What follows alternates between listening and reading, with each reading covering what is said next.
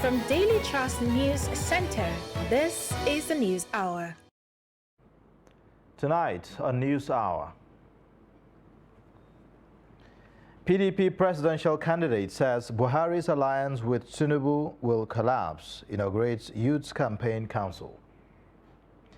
Inspector General of Police warns against politicizing local security outfits as INEC raises alarm over attacks on facilities, political violence.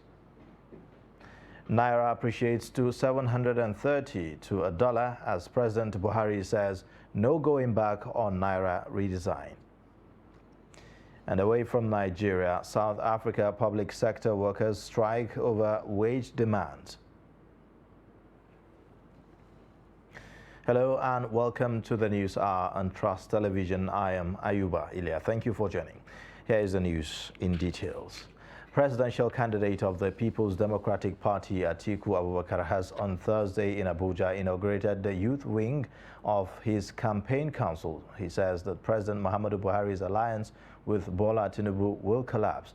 The former vice president also charges on them to work towards sustaining the country's hard-earned democracy and mobilize like minds at the grassroots for the realization of the PDP's electoral victory in the 2023 election. Shafiu Suleiman reports. The PDP presidential candidate, who recalled how pro-democracy activists and politicians paid the supreme price to return democracy to Nigeria, says his party is the first to inaugurate the Youth Council, which is critical to realizing electoral victory. This democracy, some of us fought it in all our lives. Many of us have sacrificed their lives. And today, you have a freedom of speech, you have freedom of movement, you have freedom of want, you have freedom of everything, simply because some of us have sacrificed their lives to make sure there is democracy in this country. While lashing at the ruling All Progressives Congress APC for what he called dashing the hopes of Nigerians, Atiku Abubakar promised to run a government that will provide the citizens opportunity to realize their potentials. PDP is the only political party. APC is not a political party. It's an alliance between CPC and Tinubu's party. It is an alliance. And we have seen how alliances in this country have disappeared overnight. I don't believe APC will survive after this election. We are going to vote them out. And by the time we vote them out, they will be dead. Various youth support groups were at hand to reaffirm their solidarity and commitment to the PDP's candidate presidential bid. The campaign council was told to embrace an issue-based campaign and not to engage in activities that could jeopardize the peace and stability of the country. Shafiu Suleiman, Trust TV News, Abuja. The All Progressives Congress presidential candidate Bola Tinubu says he will boost the contribution of the solid minerals sector if elected president come 2023. Tinubu said this during a town hall meeting with mining and agro-processing stakeholders in Lafia, Nasarawa State. Abubakar Abdullahi sent in the report as presented from our studio. Addressing miners in Lafia, the All Progressives Congress presidential candidate Bola Tinubu said the solid minerals sector contributed less than 1% to the nation's GDP in 2020, adding that there is need to increase the amount every year.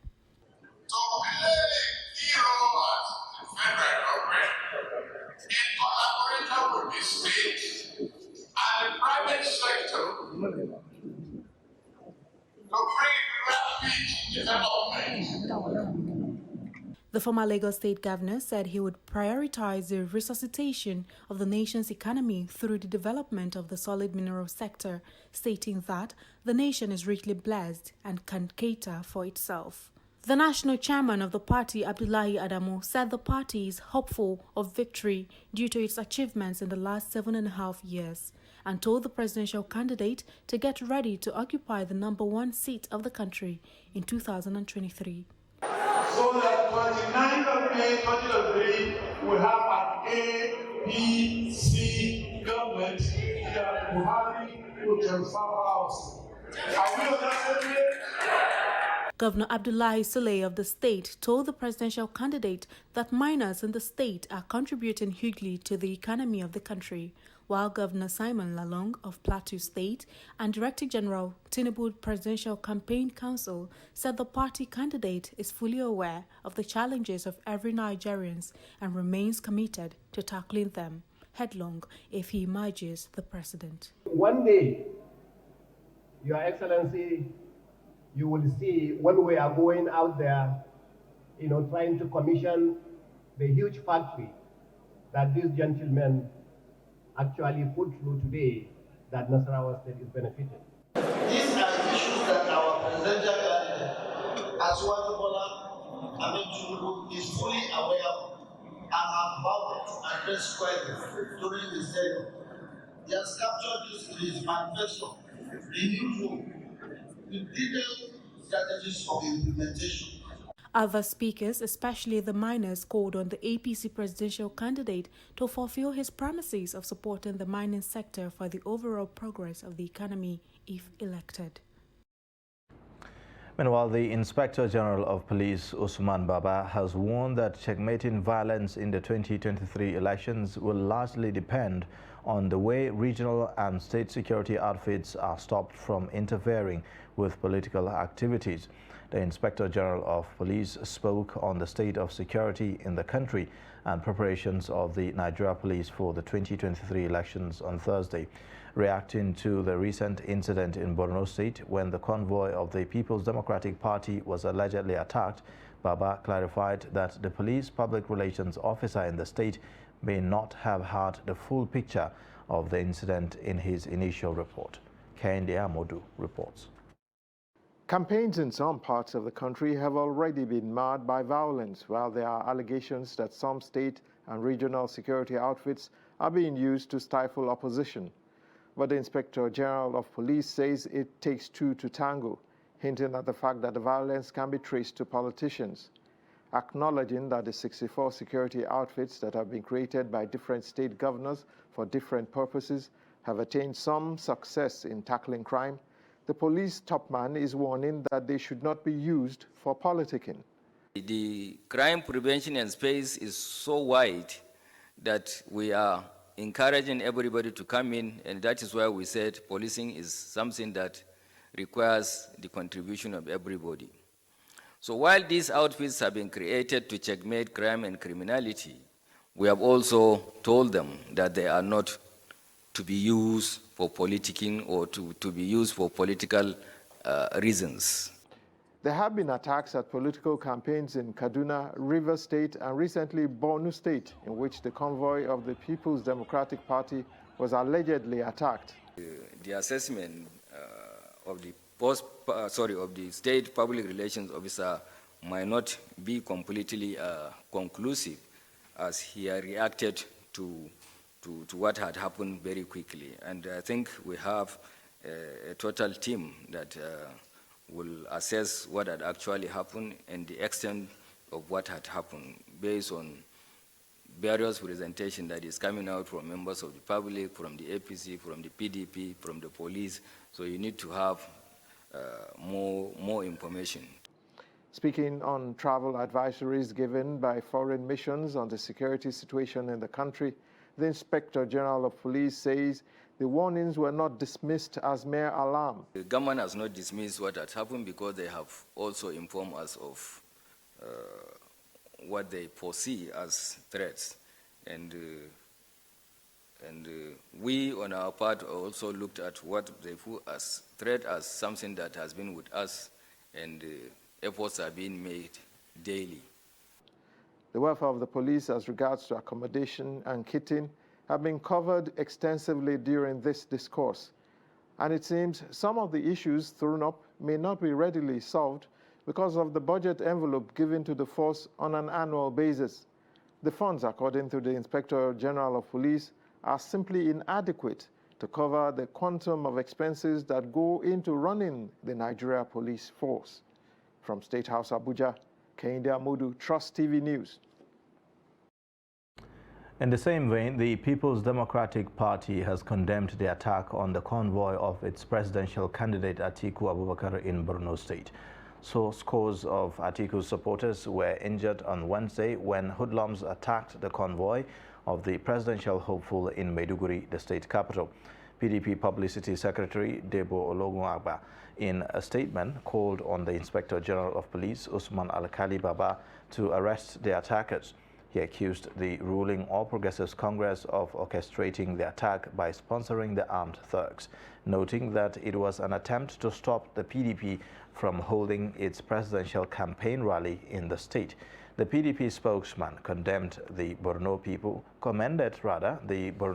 for coming out en masse to resist the APC thugs and ensure the success of the PDP's presidential campaign rally in support of Atiku Abubakar. Now, suspected arsonists have reportedly set ablaze an office of the Independent National Electoral Commission at Yano Mortuary, Abeokuta, Ogun State. Sources said that hoodlums numbering about 8 had jumped over the fence into the premises and set fire to the INEC building. The security guard at the facility, Aziz Hamzat, was said to have made a distress call to the police around 1 a.m. on Thursday over the incident. The arsonists were said to have soaked loaves of bread with petrol and thrown them into the building before policemen from Ibarra Division were mobilized to the scene while firefighters put out the fire. A source hinted that non-sensitive materials were also affected by the fire. The INEC Resident Electoral Commissioner, Ni Ijalai, confirmed the incident. In a similar vein, suspected hoodlums on Thursday set the office of the Independent National Electoral Commission in Ede South Local Government area of Osun State ablaze. The hoodlums stormed the INEC office located at Ede and set it ablaze and left the scene. Residents of the area helped put the fire out after the arsonists left the premises. The head of the Department of Public Education, Ayola Balogun, while confirming the incident, said that the fire did not affect important documents. The police public relations officer for Osun State Police Command, Yemisi Opalola, also confirmed the incident and assured that it will be investigated.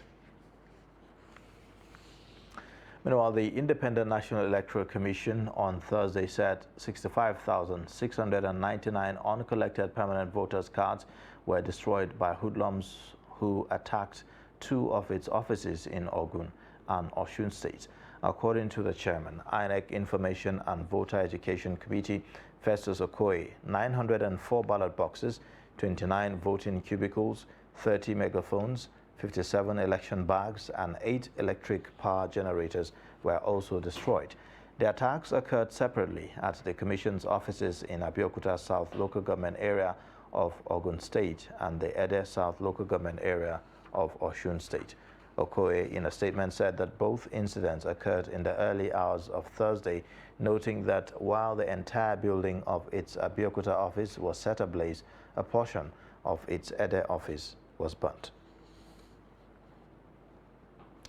The Independent National Electoral Commission in Zamfara State said it will display voters' register on Saturday, 12th of November 2022, ahead of the 2023 general election. The State Resident Electoral Commission, INEC, Professor Saidu Babura, said this while briefing journalists in Gusau, where he advised registered voters to take advantage and raise any observation. The report. The Independent National Electoral Commission, INEC, said it has mapped out communities that have been sacked by suspected terrorists in Zamfara State in its preparation for the 2023 general elections. The Commission is calling on registered voters to come to the Commission State's office in Gusau and local government offices from Saturday, 12th November 2022 to check their data if there are omissions or commissions so that it will be addressed on time. The Resident Electoral Commissioner Zamfara State, Professor Saidu Babura, assured that the IDPs will also be considered and it will be ensured that they exercise their franchise wherever they are. Babura disclosed that the Commission in the state has started receiving non-sensitive electoral materials as part of efforts to ensure smooth, free, credible and transparent 2023 general elections. On Saturday, 12th of November, the voters register 2011 and 22 registers will be displayed in the INEC office, head office here in this office, as well as in all the 14 local government areas in Zamfara state. It is important for us, for the public, to check the registers, and for one to ensure first his or her name is included. We will do our best, to our best of ability, that all those that are displaced because of security are also given the chance to also vote. Babura also highlighted some areas that voters can raise objection, like underage voter registration, non-citizen, and one who has died. You can observe not only your own name, but other names. One may notice, for example, that someone has died, but is still captured. If that is so, for example, if someone is claimed to have died and has already been captured, then that is an objection. Then, of course, you can also make an objection on if you notice that some of those registered are underage, and other thing, or some other reasons that you think they should not be actually, or they are not indigenous of Nigeria. The Zamfara Resident Electoral Commissioner said the commission had cleaned up voters' registration and will only display those who do not have double registrations in the state. Still on electoral matters, the Independent National Electoral Commission in the Federal Capital Territory has scheduled 2 weeks for the display of preliminary voters' register to entertain claims and objections ahead of the 2023 elections. The Commission also calls on registrants who successfully completed their registrations for the voters' card to take advantage of the ongoing collection of the available PVCs as notified by text messages. Trust TV's Aisha Salihu has more. With campaigns ongoing, the Independent National Electoral Commission in the FCT, which will be conducting only the presidential and National Assembly elections, also says it will be monitoring campaigns and urged political parties to focus on issue-based campaigns to ensure a smooth process. No violent use of any physical force during political campaigns. No political campaign to be conducted inside the premises of religious organizations.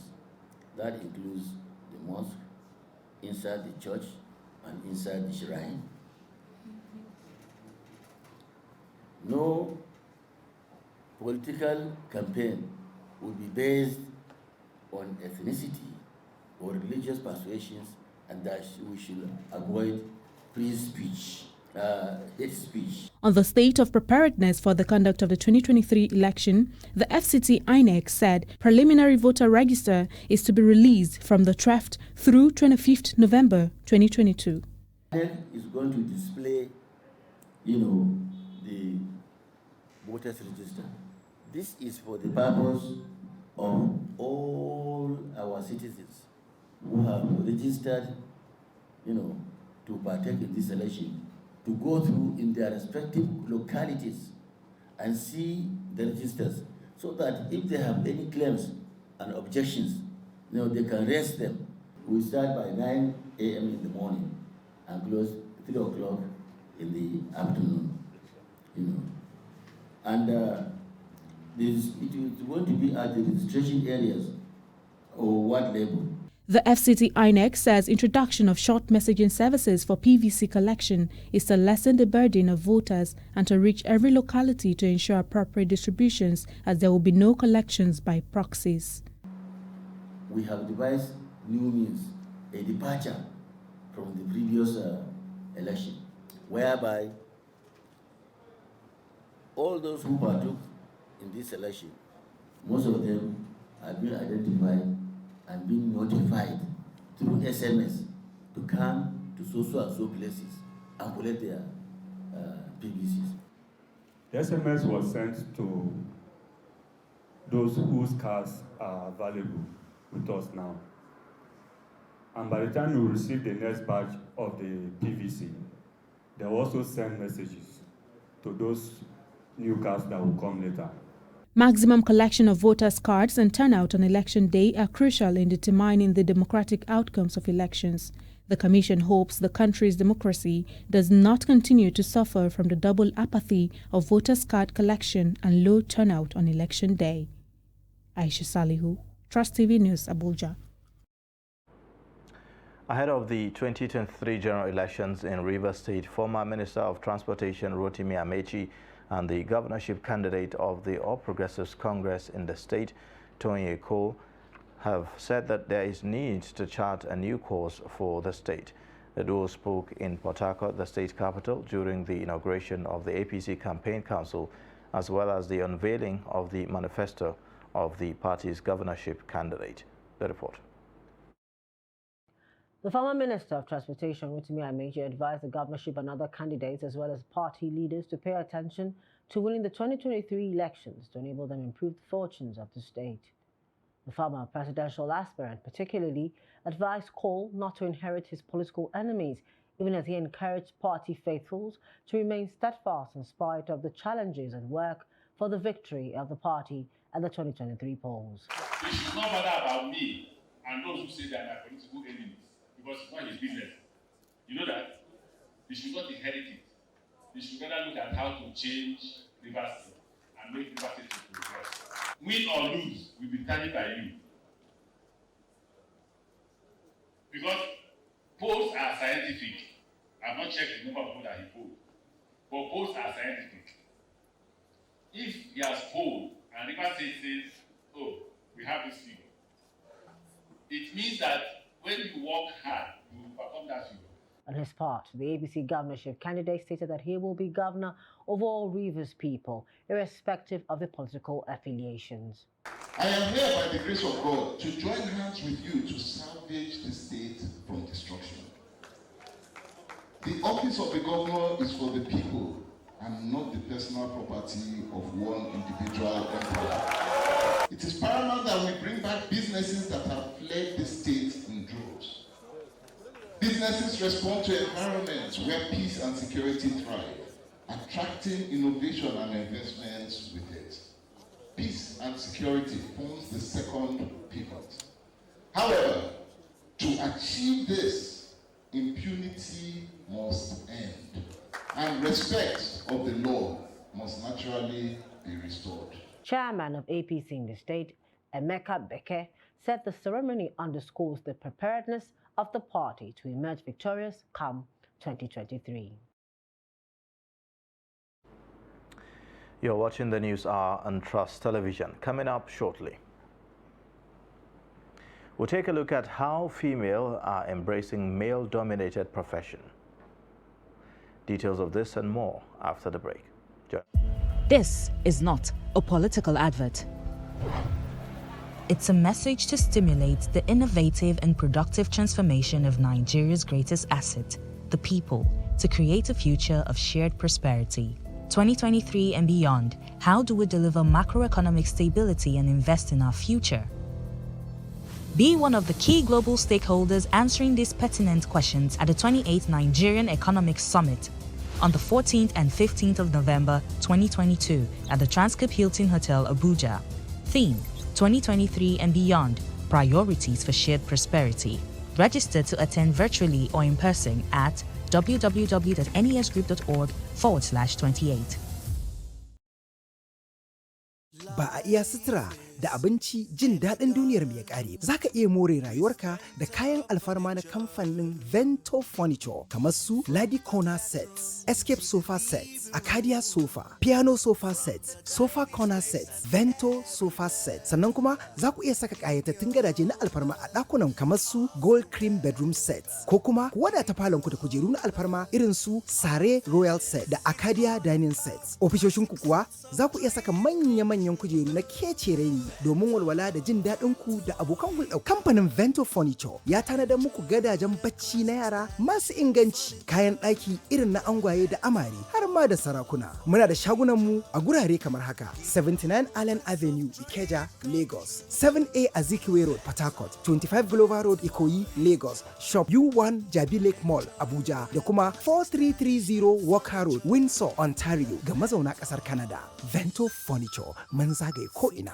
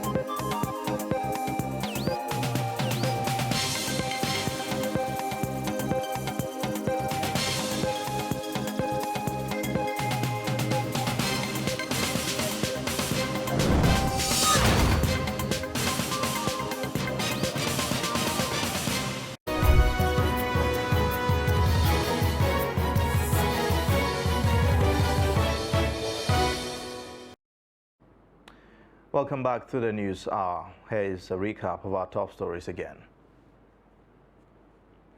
PDP presidential candidate says Buhari's alliance with Tinubu will collapse, inaugurates Youth Campaign Council. Inspector General of Police warns against politicizing local security outfits as INEC raises alarm over attacks on facilities and political violence. In other news, religious leaders have been urged to prevail on Nigerians to elect good leaders who can deliver on their campaign promises despite their political party, region or tribe. Social Democratic Party presidential candidate Adewole Adebayo made the call in Yola while declaring open the gubernatorial campaign of the party in Adamawa. Salis Lawan has more.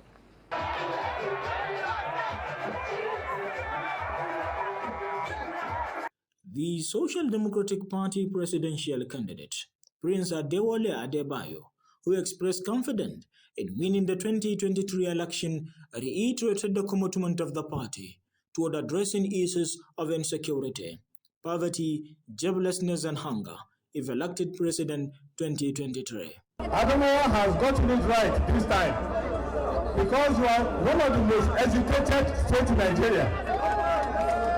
Today, you have presented to us a learned scholar, not an illiterate. A man who knows what he's doing. A man who has character. So, let us support Umar Ado for governor, Amos Yusuf Sunday for deputy governor, vote SDP from the top to the last person. National chairman of the party, Shehu Gabam, shortly after handing over the flag of the party to the Adamawa SDP gubernatorial candidate Umar Ardo, expressed confidence that the party will emerge victorious in 2023. This is extraordinary, this is very massive, and it's very classic as well.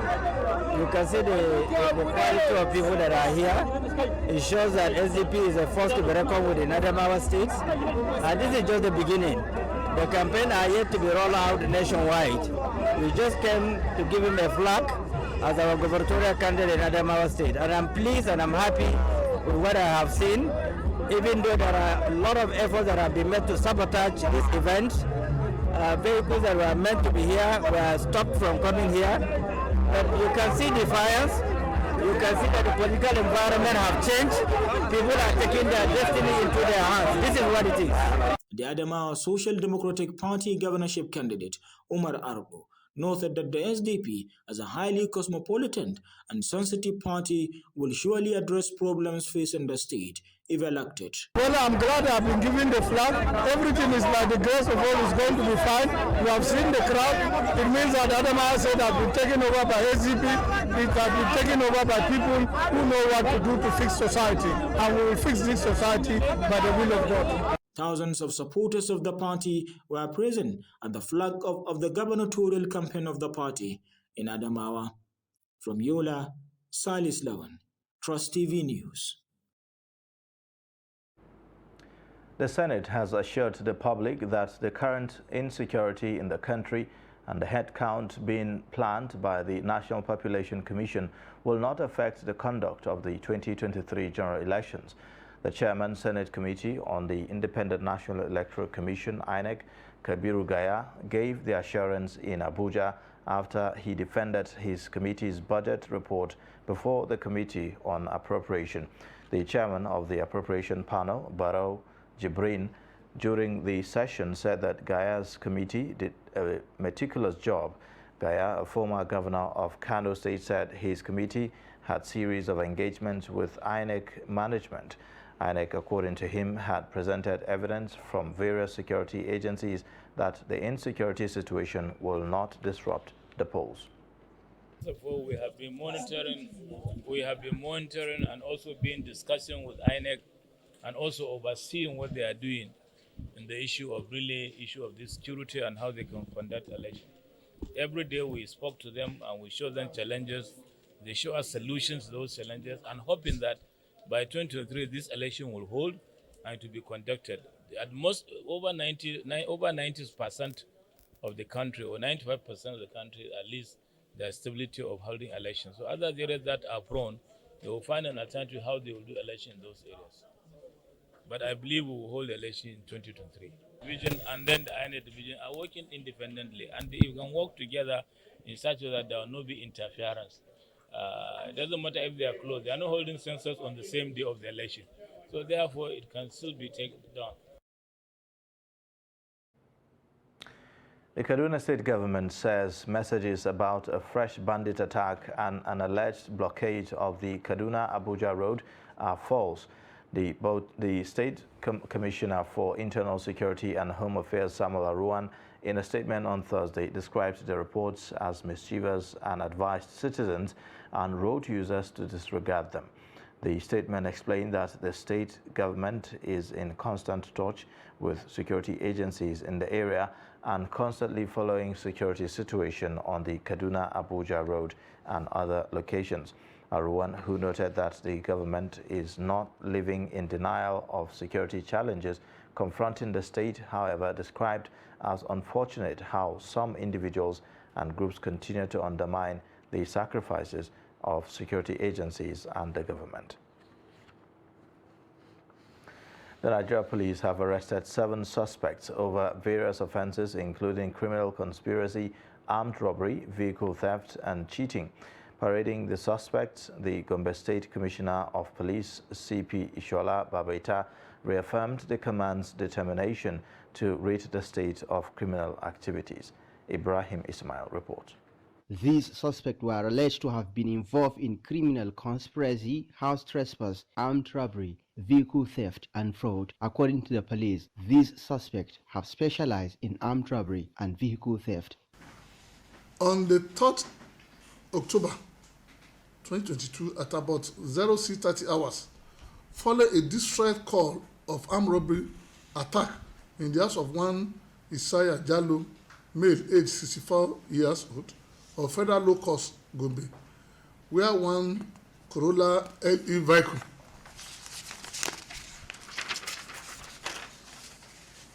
white in color with registration number BWR 351CH Abuja FCT was stolen, along with original particulars and other valuable items, including laptops, GSM phone, jewelries, and wrappers, were carted away by the hoodlums. Some of the items recovered from the suspect include vehicles snatched from Kano and Katsina State, among other items. The incident started on 1st October 2022 when we first planned to steal this Corolla vehicle with one Abdullahi. Then Abdullahi called one of his friends, Mokhtar, from Kano. In the initial stage, I showed them the house and they say they have a key, that when they open the house, they will open the gate, bring the motor out and move with it. That when they sell it, they will settle me. So after the whole incident, Abdullahi did not go. Mukhtar mobilized 2 people with him, making 3. They entered the house, robbed them, and collect the motor. From there, they went to Kano. Meanwhile, I don't know the people he mobilized. I know them in the state CID when they brought us here at the end. So I'm the first person that started the work. All suspects will be charged to court for trial. From Gombe, Ibrahim Ismail reporting for Trust TV. The Nigerian Army has debunked allegations that troops of the headquarters of 82 Division invaded Amangu community in Abia State. A statement from the Director of Army Public Relations, Onyema Nwachukwu, said troops had embarked on a search and rescue operation at Amangu Village Forest, having confirmed same as an IPOP and Eastern Security Network enclave, where a soldier, Basi Ikunugwang, who was earlier abducted, was reportedly held hostage. Ikunuga, who was officially on leave pass, was abducted along Okuebem or Hafia Road in Abia State. Nwachukwu noted that during the search and rescue operations, contact was made with members of the proscribed armed groups, resulting in exchange of fire, wherein the troops neutralized one of the criminals and recovered one AK-47 rifle with a magazine loaded with 7 rounds of 7.62 mm and 1 mobile phone. He said that the army will leave no stone unturned in the search for the abducted soldier, and assured the public that all operations will be conducted within the ambit of the law and in line with global best practices, rules of engagement and code of conduct guiding army operations. The High Court of the Federal Capital Territory has set aside the contempt proceedings and all the orders of a conviction for contempt against the chairman of the Economic and Financial Crimes Commission, Abdul Rashid Bawa. Justice Chizoba Oji set aside the proceedings on Thursday after hearing an application brought by the EFCC chairman. The application was brought pursuant to Section 6, subsection 6, and Section 36(1) of the Constitution of the Federal Republic of Nigeria, 1999, as amended, Section 91 of the Sheriffs and Civil Process Act, Cap. S6, X6, laws of the Federal Republic of Nigeria, 2004, and other relevant enactments. The court found that at the time of the order, the EFCC chairman was not in contempt of court, as he had complied with the order that the respondent's Range Rover be released, and by several internal memoranda, the applicant had initiated the Commission's internal mechanism to ensure the payment of the sum of 40 million naira to the respondent. Zamfara State Governor Bello Muhammad Matawale has offered to allow EFCC access to the property that the state government alleged it found a large amount of cash stashed in it. A statement signed by the Commissioner for Information, Ibrahim Magaji Dosara, said that the decision became necessary in view of the level of allegations. To demonstrate the commitment of the state government in this direction, the governor has already directed his attorney to officially communicate to the anti-graft agency.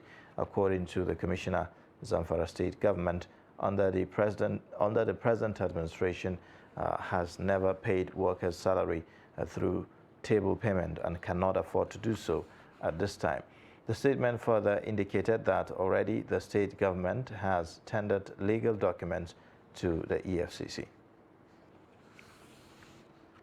A federal high court in Kano has ordered the Economic and Financial Crimes Commission, EFCC, to produce the senatorial candidate of the All Progressives Congress, APC, for Kano Central, Abdul Karim Abdulsalam, for arraignment in his fraud-related case. The presiding judge, Justice Muhammad Nasiru Yunusa, gave the order on Thursday after the prosecution again informed the court that the defendant was absent in court, as he was at the last 2 sittings. Abdul Karim Abdulsalam was accused of defrauding a Kuwaiti national of $1.3 million and was billed for arraignment after the court to appeal after the Court of Appeal quashed the earlier discharge and acquittal judgment of the court and ordered his retrial.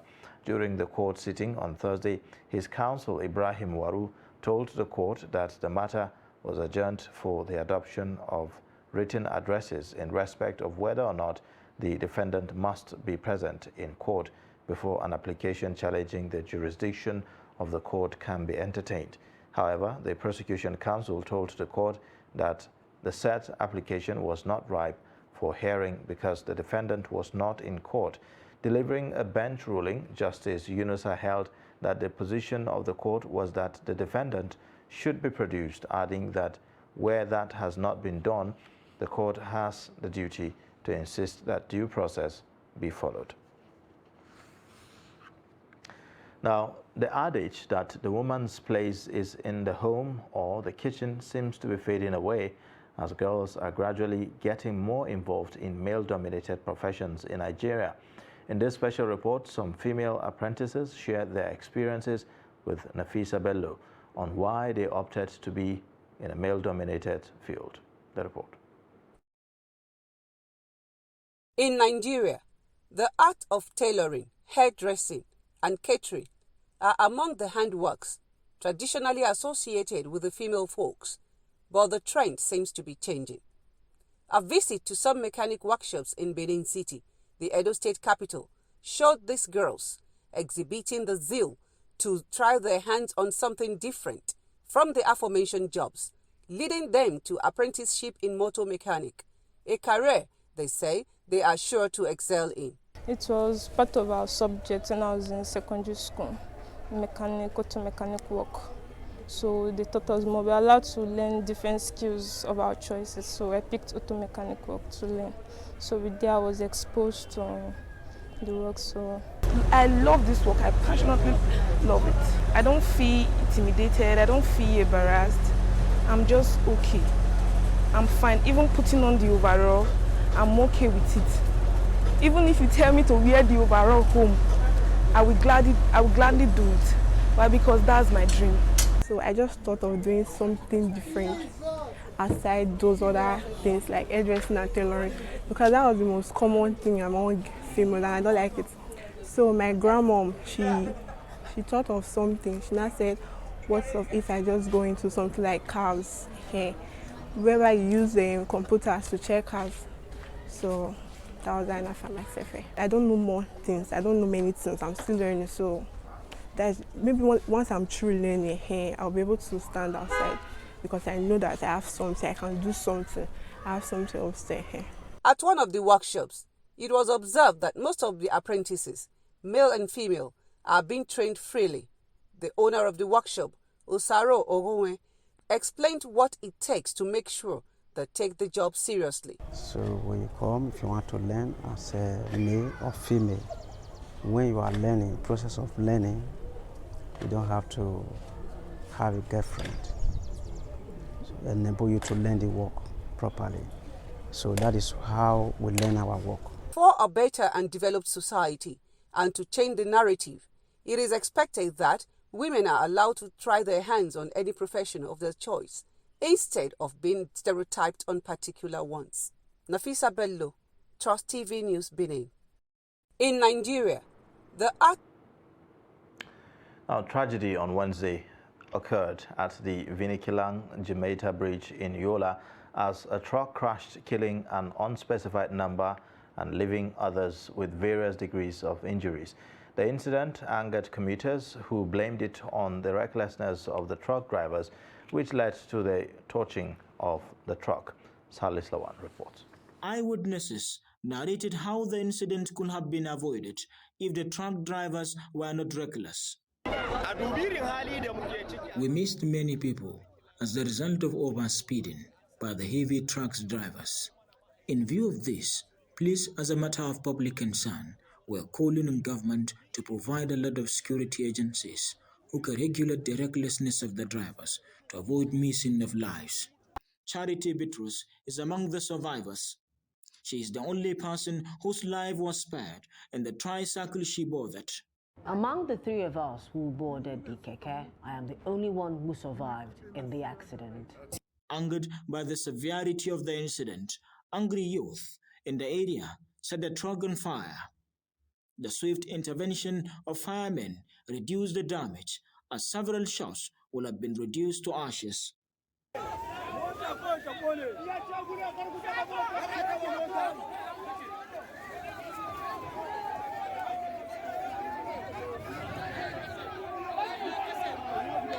While confirming the development, the police public relations officer for Adamawa State, Yahya Nguroje, said the driver is in their custody, even as he cautioned people to desist from jungle justice. We'd like to use this opportunity to call on members of the public, particularly the route users, to obey traffic rules.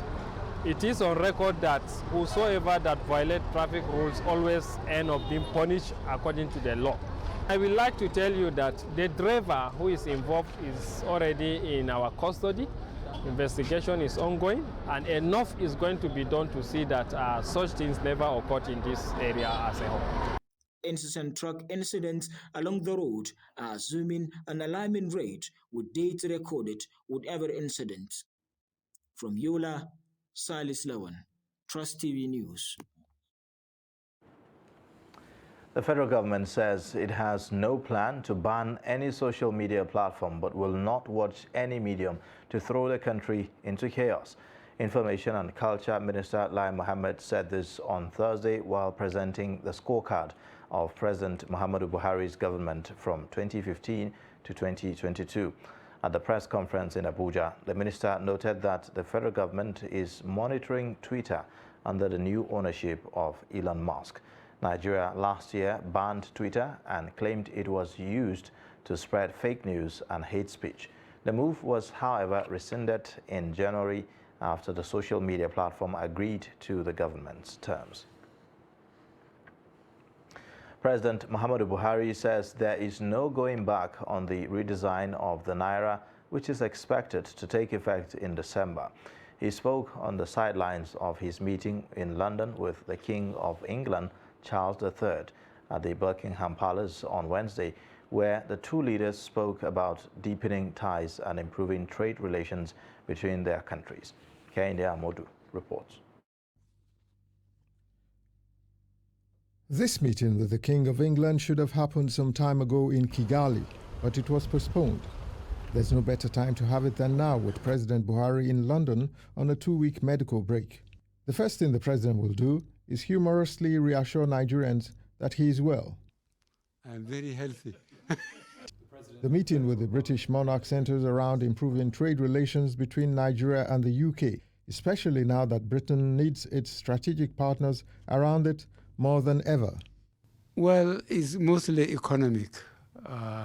Let the Nigerian businessmen and the British one continue to work together, and let them make sure that the relationship is improved instead of allowing it to go down. Nigeria has a large market. You know Nigerians.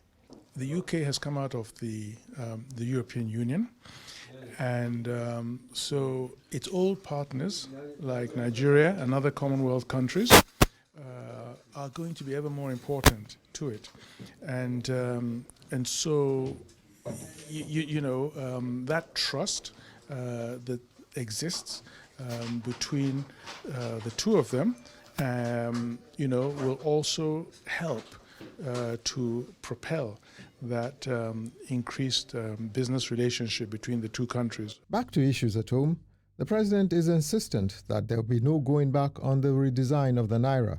There will be people a lot of money, but time has been given from October to December, 3 months. Is enough, whatever money you have, to get it changed through a legal system. So I don't know why people are complaining about it. There's no going back. With elections barely 4 months away, President Buhari says he will not manipulate the polls to anyone's favor. So Nigerians should vote for whoever they like from whichever party. Nobody will be allowed to mobilize resources and thugs to intimidate people in any constituency. That's what I want to go down into Nigerian history for. But the president is clear that his party, the All Progressives Congress, will win next year's elections because of the antecedents and achievements of APC presidential candidate Bola Tinubu. Tracking the president in London, Kehinde Amodu, Trust TV News. The House of Representatives Committee on Population has ordered the National Population Commission to submit a detailed document of how over 1.9 billion naira was expended for a one-day summit held in August at the Presidential Villa. Chairman of the committee, Mohammed Lawan, gave the order after a discrepancy was detected during a budget defense session of the National Population Commission held in Abuja on Wednesday. The report. Lawan insisted that due to the discrepancies noticed, the committee cannot consider the 2022 budget defense. Distinguished colleagues, we have decided that you should go and come back with proper documentation for the committee. As far as we're concerned, my colleagues are not satisfied with what is being submitted this morning. Earlier, members had queried how the amount was expended by the Commission on a one-day summit. The 1.2 billion expended for that summit, is it only for the Villa event, or is it the Villa event and also stakeholders conferences that were held at the various 36 states of the country? NPC officials explained that 129.5 million naira was expended for the Villa Summit and not 1.9 billion naira, adding that the 1.9 billion naira covers for all the states under the capital expenditure. The 1.9 billion was for the total for the entire program, and the national was 129,520 million. And the national stakeholder is very necessary because we've got to start from the top. 126,520 million. That is the one in FCT Abuja with the president. But the remaining 1.2 billion is for 36 states and FCT. The committee resolved that the National Population Commission and National Census make available all documents in relation to the summit on next Wednesday. Now, foodstuff dealers in Anambra State have threatened to stop supply of goods to the state if the government continues with what they describe as heavy taxation. According to the dealers, the state government has been imposing heavy taxes on them for bringing in foodstuffs to the state from the north. And the chairman of the Eke Oka Foodstuff Dealers Association, Chukwuemeka Onyemechi, who spoke to reporters during a peaceful protest, said that some hoodlums allegedly working with government agents came to the market and stopped them from offloading their goods unless they paid 30,000 naira per truck as against 8,000 naira. According to him, with the imposition of heavy taxes, the food suppliers have resolved not to supply goods to Anambra State until the government rescind its decision. Now let's take a look at more on business news put together by Chiamaka Mwafo.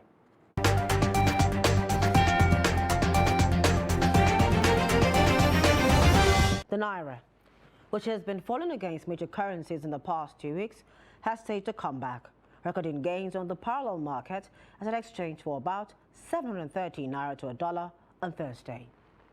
Recall that the Nigerian currency hit an all-time low of about 850 naira to the US dollar on the black market shortly after the Central Bank of Nigeria, CBN, announced plans to redesign high-value currency notes of 200, 500 and 1,000 naira and reissued from December 15th.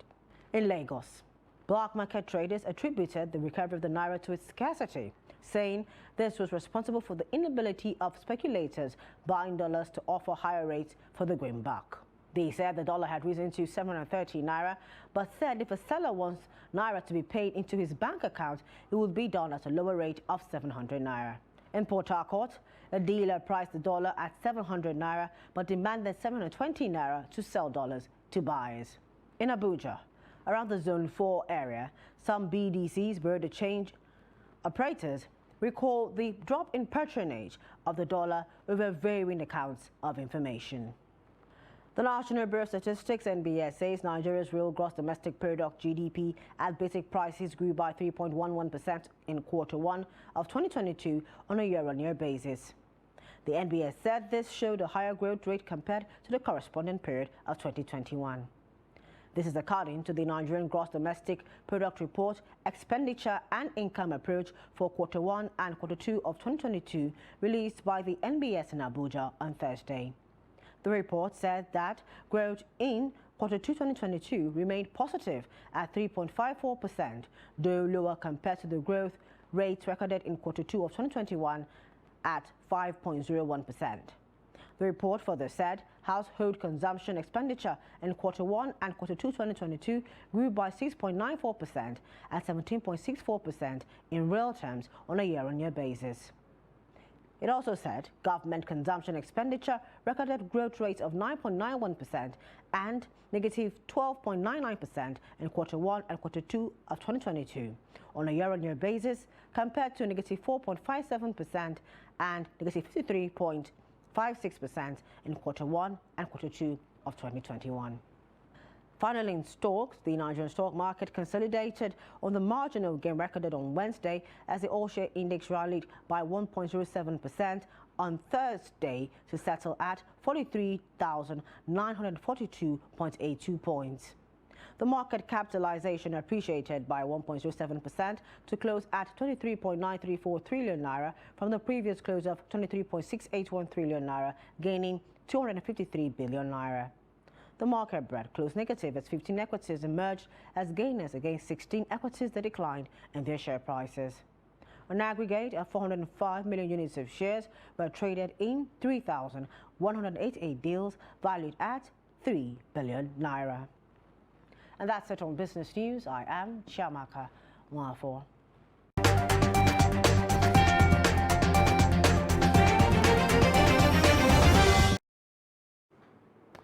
And away from Nigeria, thousands of public servants began a one-day strike in South Africa on Thursday over wage demands. The work stoppage is being led by one of South Africa's largest public service unions, the Public Servants Association, which has some 235,000 members. The dispute over public servant salaries flared up after Labour Minister Thulas Nxesi announced last week that he would increase salaries by 3%, while the unions were demanding 6.5%. Picket lines were observed during the day around central government offices in Pretoria by strikers in the health, immigration and police sectors. According to the PSA, the strike was expected to have a serious impact on the Department of Home Affairs, Transport and Customs Service. According to the union, the minister's irresponsible attitude has degraded already fragile social relations and deepened the lack of trust with the social partners.